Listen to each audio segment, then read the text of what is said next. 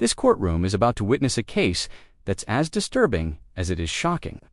Adrian Soto stands accused of multiple violent offenses, including burglary of a home with intent to assault and an assault on a security officer. But this isn't just about a criminal record. This is about a man whose actions have left families terrified, children traumatized, and a community demanding justice. Over the next few minutes, you'll hear the chilling details how a 3 a.m. break-in and violent confrontations escalated into multiple felony charges. Stick around, because the judge's final decision will leave you stunned.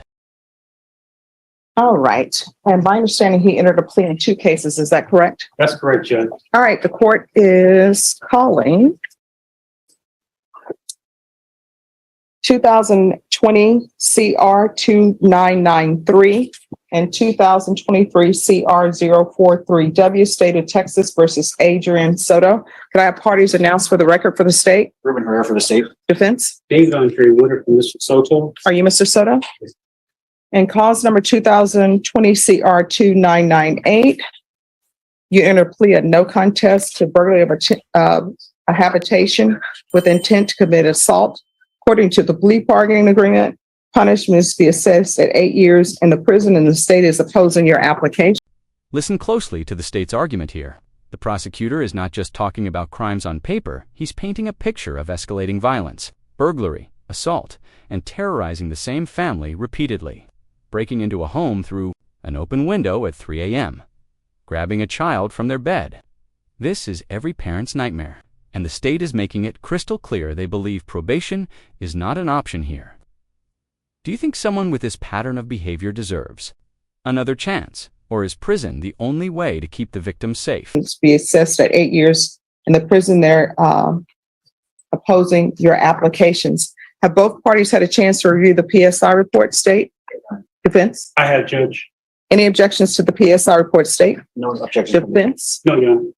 All right. Any witnesses, state? None from the state. Defense? No, Your Honor, aside from the letters that are provided to the All right. And for the record, the court has reviewed the letters that have been presented.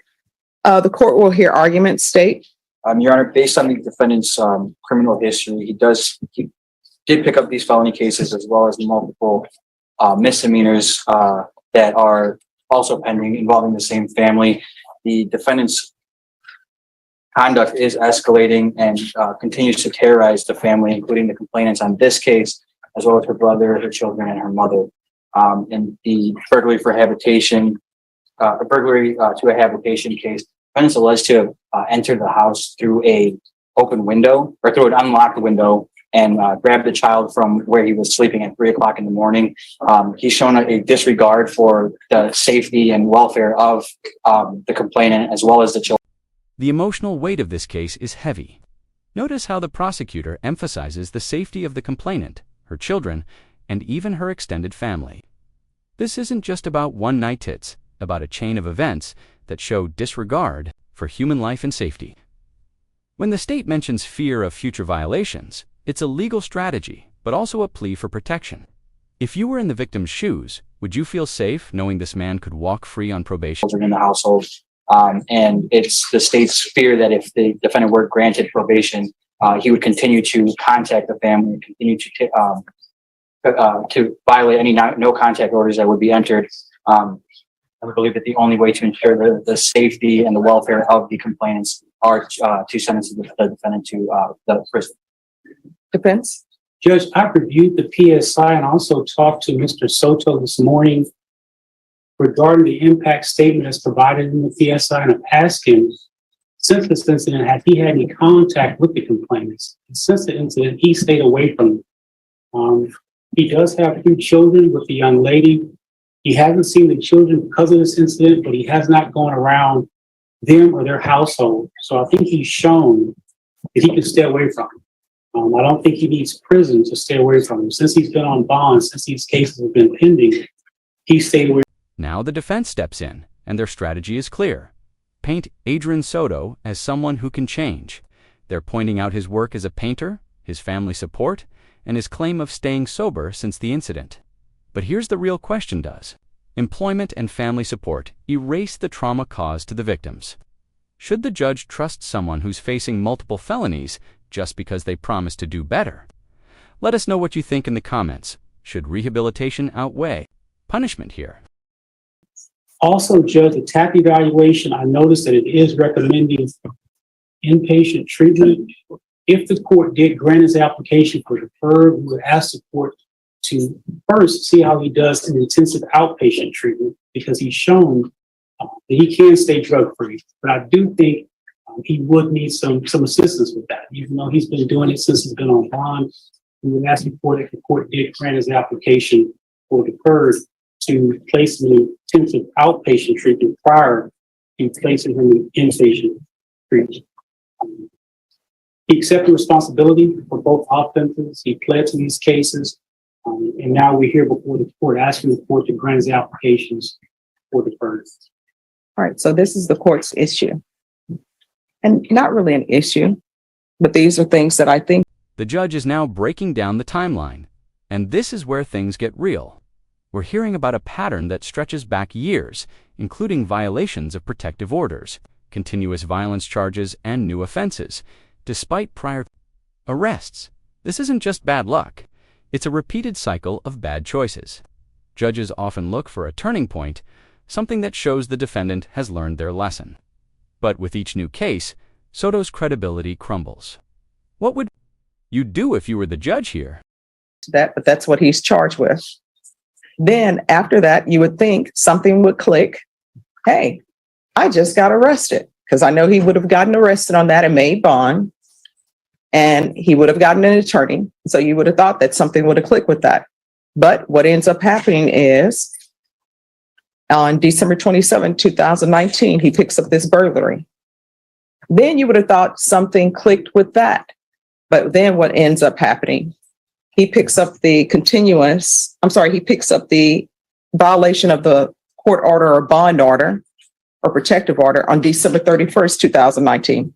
And you would have thought that it would have been like, hey, I need to be on my P's and Q's because I picked up all these felonies. I understand relationships, and sometimes people don't love each other anymore and they have children and they got to make it work for the children, or they got to stay respectful to each other because they got to raise children together. And as everybody know, even though people say, we only need to be with each other for 18 years, but people know sometimes you need to be with certain children till they're like 25 or 30.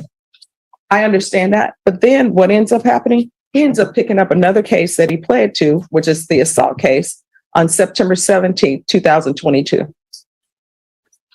So he has some issues. And I don't think that probation at this time is appropriate for him. Is he on GPS? He is, Judge, and since he's been on GPS, he has not violated the GPS. Oh, because he's on GPS because of this. And I'm not the judge who gave him probation for continuing to pick up cases.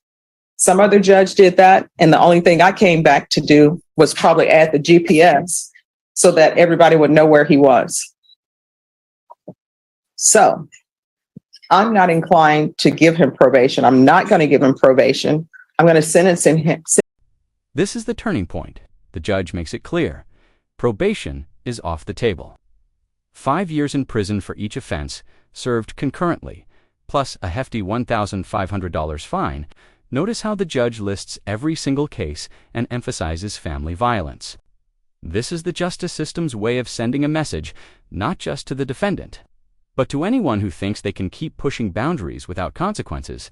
Do you think this sentence is fair, or do you feel it should have been longer? $1,500 fine, time and money will run concurrent. This will run concurrent with 2023 CR 0463W.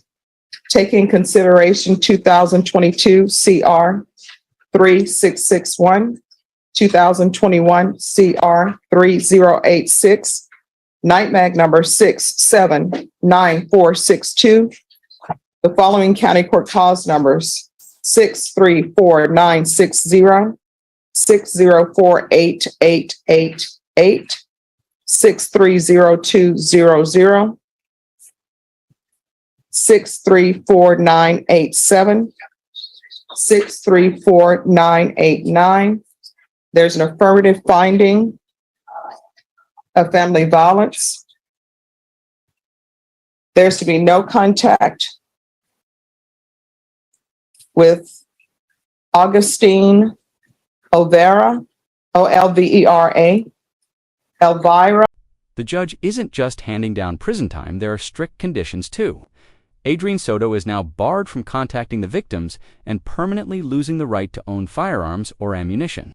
These restrictions aren't just legal technicalities, they're critical safety measures designed to protect the family long after he serves his time. It's a sobering reminder that the consequences of violent crimes don't end when In agreement, and because you waive your right to appeal, you do not have the court's permission to appeal. Do you understand?